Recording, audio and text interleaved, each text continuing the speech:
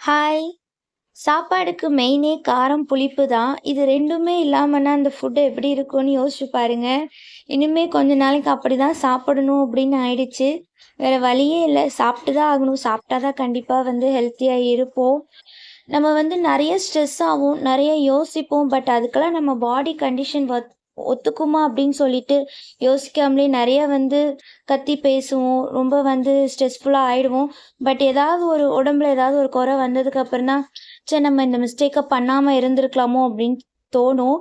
கண் கெட்டதுக்கப்புறம் சூரிய நமஸ்காரம் எதுக்குன்ற மாதிரி எல்லாம் பட்டாச்சு. இனிமே இத நம்ம சமாளிச்சு தானே ஆகணும் அப்படின்னு சொல்லிட்டு, இனிமே சாப்பாட்ல கொஞ்சம் காரம், புளிப்பு எதுவுமே இல்லாம இந்த மாரி வெஜிடபிள்ஸ் எல்லாமே பாயில் பண்ணி சாப்பிடுற சிச்சுவேஷன் தான். சாப்பிடாமலும் இருக்க முடியாது. சரி இதுவும் ஒரு நல்லதுக்கு தான். இந்த காலமும் நம்ம அனுபவிச்சு தான் ஆகணும் அப்படின்னு சொல்லிட்டு, பாசிட்டிவா எடுத்துட்டு போக வேண்டியது தான்.